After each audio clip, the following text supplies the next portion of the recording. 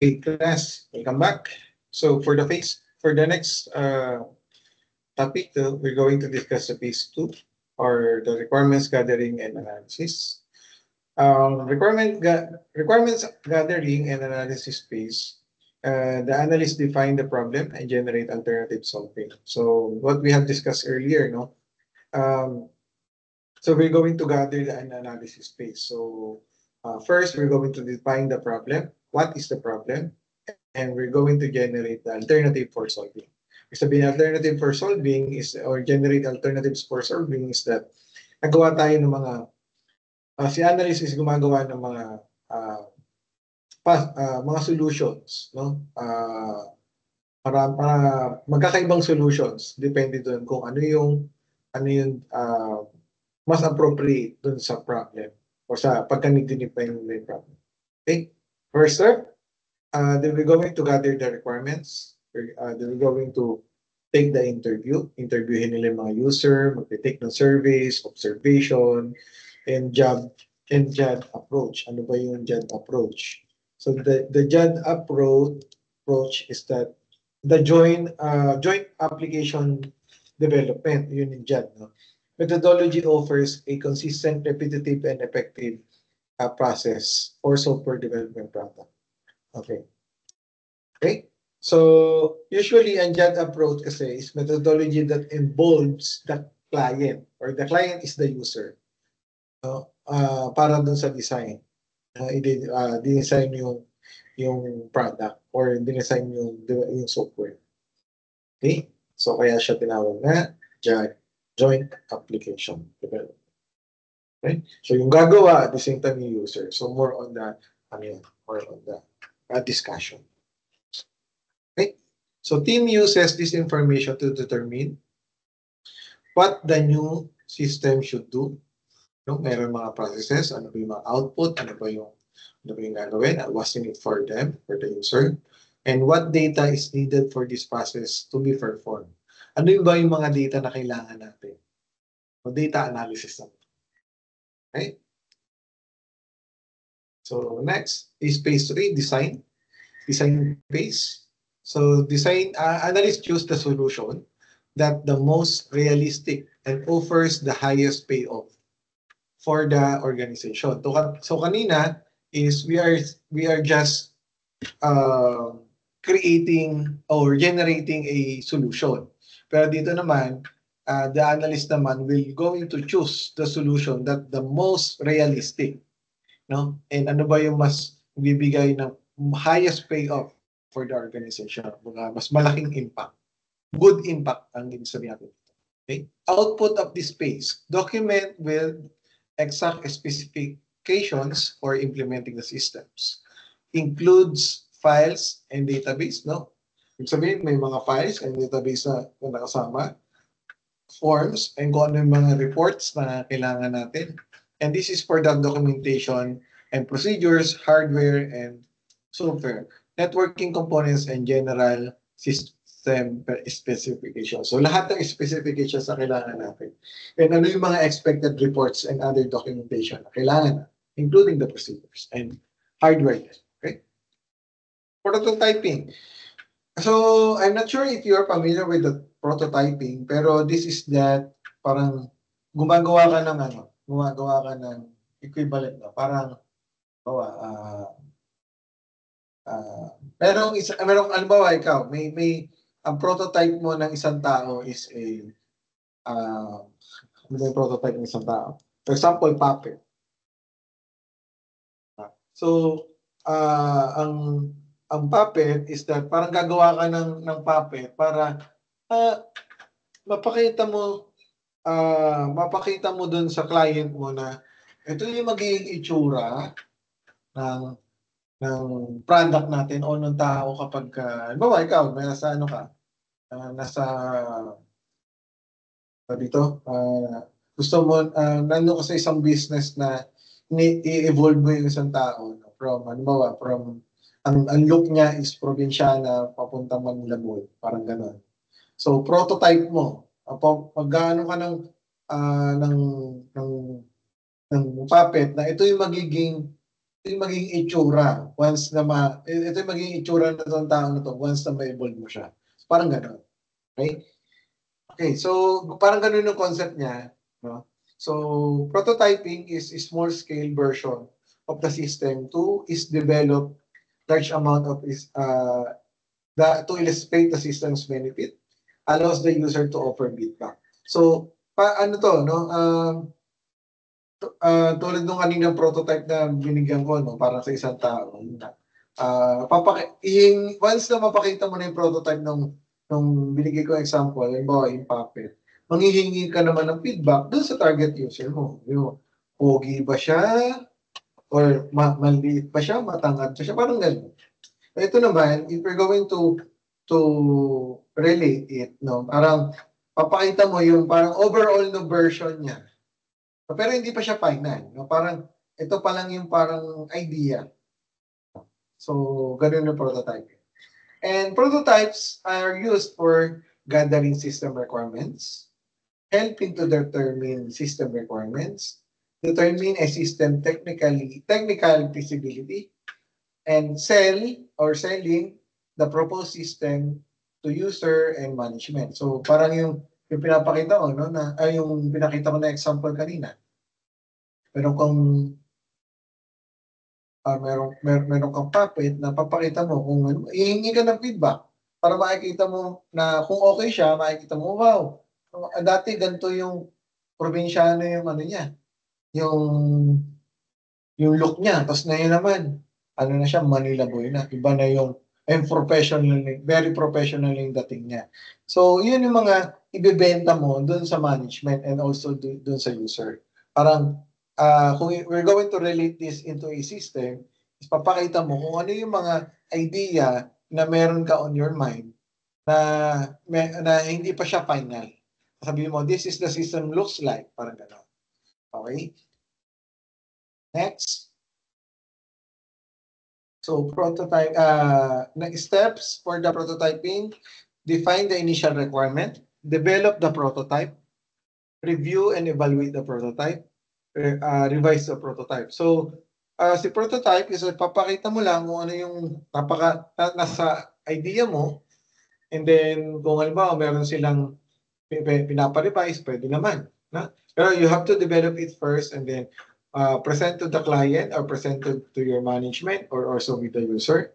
And then kung meron silang mga revisions for dun sa prototype mo, then you can able to revise it.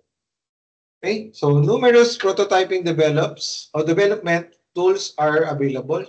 Pwedeng spreadsheet. So for example, meron kang program, no? Yung program mo o yung system mo is totally nasa web-based siya. Pero pwede mo siya ipakita using a spreadsheet. Ano ba yung mga pwedeng reports na kailangan mo? So pwede mo siyang i-prototype using the spreadsheet. Okay? So prototyping has advantage and disadvantage. So for me, what I can see is prototyping is that more on the advantage kasi you're able to showcase kung ano ba yung nasa idea mo. No? Siguro what the disadvantage lang is that baka naman mamaya masobrahan tayo ng masobrahan naman tayo ng ng benta ng selling kay management, and then they expected too much, no? Baka sobrang ganda ng prototype natin tapos pagdating naman ng actual system is hindi naman siya ganoon kaganda. Just only an example. Okay? Then phase 4, implementation. Implementation phase, solution is transferred from paper to action. Team configures the system and procedures, components for it. So, ibig sabihin, yung layo-layo na yung number 1, no? Nasa paper pa lang yung mga plano natin and then kinonvert natin into action. So, for example, dun sa system development, no? Idea pa lang yun nandito sa idea pa lang yun nandito sa planning, no? Tapos dun after nung andun na yung mga processes, di ba? Yung system design, andun na. Tapos, ngayon naman, i-code mo na to. No, kung ano yung mga expectation mo na mangyari dun sa system, i-code mo na siya. Okay? So, after the implementation phase, dapat ano na yan, gawa na. O ibig sabihin, lahat ng mga pinag-usapan nyo dun sa planning, the procedure, the analysis, and etc. Ano na to? Dapat completed na. Okay? So, task for the implementation, acquiring new equipment. Ibig sabihin, kung meron kang mga kailangan bilhin na equipment, you were able to purchase it or to buy it. Hiring new employees. So, definitely, kung may kailangan employee na doon sa pagpapatakbo ng bagong sistema, you should be able to hire it during the implementation. Training employees, no, bago ka mag-go live, ibig sabihin ng go live, gagamitin mo na yung system. Okay? So, dapat ma-train mo yung mga empleyado, especially mga gagamit ng system. Then, planning and designing the system physical layout. Sabihin, yung kung paano ba yung physical layout nung ano, may specific na server kang gagamitin, dapat ma-install mo na yon, no? Dapat nandun na siya sa proper location, no? So dapat na-design mo na siya based on what you have discussed. Halimbawa, nandun sa canteen. So kailangan sa canteen, kailangan mo mga upuan, yung actual location, no? Dapat install na siya, no? So, yun yung mga tasks natin. Okay? Meron pa pala, coding. So, dapat bago matapos yung implementation, tapos na yung coding, yung testing, dapat matapos na rin. No? Designing security measure for safeguard, mga validation na, for example, matest natin na dapat hindi kayang pasukin ng hacker as much as possible. And creating a disaster recovery plan. So what does it mean? So just in case na mag-down or magkaroon ng problem si system, ano yung pwedeng maging alternative solution mo para magamit pa rin ang system? Okay? So options for conversion. Ano ba yung conversion? No? Halimbawa, gagamitin mo na si system, gagamitin mo si system from old system na ginagamit or old application na ginagamit nyo, papunta na dun sa bagong system na you're going to implement. So, we have the parallel conversion. Sabihin yan, parallel conversion, pareho nyo munang gagawin, gagamitin yung dalawang, halimbawa, si application 1 and application 2. Si application 1 is the old system and the application 2 is the new system. So for the meantime, pareho yung gagamitin yun muna. And then we're going to see if the output expected to these two applications are the same. No? So pagka the same sila for a couple of days or couple of months, pwede nang i-cut yung old system. No? And tuloy na natin yung dito sa new system. Okay? Phase in, phase out conversion. Conversion involves gradually introducing a new system or technology in phases. So, ibig sabihin, meron kang isang module lang. Halimbawa, sa Facebook, no? For example lang, no? Old version ni Facebook is hindi ka pwede makapag-chat. No? Wala siyang chat, for example lang. And then, dito kay new version ni Facebook, pwede ka na mag-chat, pwede ka na mag-comment, pwede ka mag-live, pero kay old version ni Facebook, hindi siya pwede. So, unti-untiin natin, halimbawa, ang gagawin natin today, pwede, yung ilalive natin is, pwede mag-chat. Tapos tomorrow, pwede ka mag-comment. Tomorrow, pwede ka mag-share. Yun, after tomorrow, yung pwede ka na mag-share. Unti-unti. So, yun yung phase in, phase out conversion. Plunge. So, plunge is direct cutover. This method involves completely replacing the old system with the new one and at the specific point in time. It is a quick but risky option since issue with the new system will not have a fallback to the old system. So what does it mean? So Si plunge is parang patayin na niya, halimbawa yung kanina example ko, si old application and then si new application. So papatayin na niya agad si old application and then dito na agad natin ito na agad gagamitin natin within today yung new application. So meron lang siyang risk kasi nga baka mamaya patayin mo na agad yung old application and then meron ko pa pala kailangan sa kanya. Hindi mo pa pala na-fulfill dito sa new application yung kailangan mo kay old application. Yeah. Tapos, a pilot conversion, it involves testing a new system with a small representative of users before a full rollout. No? So, ibig sabihin niya, no? Halimbawa, dito kay Malayan, halimbawa, ang gusto mo lang, ang kailangan mo lang muna is yung kay ano muna, halimbawa kay registrar muna.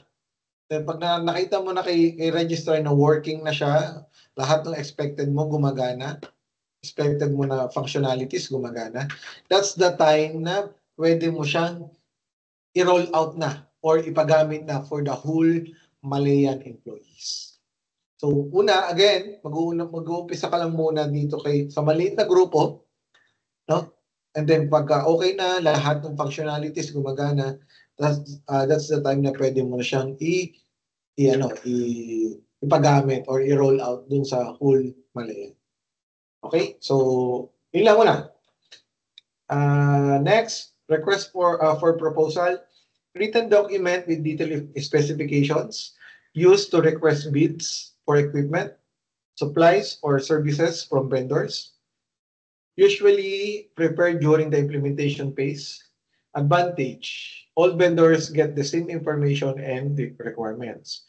Ang disadvantage nito, time involved in writing and evaluating proposal. So, definitely, maganda to kasi lahat nung, parang halimbawa may mga kailangan kang hardware, di ba? Para magpapabid ka or dun sa mga vendor, then you're going to have the same information.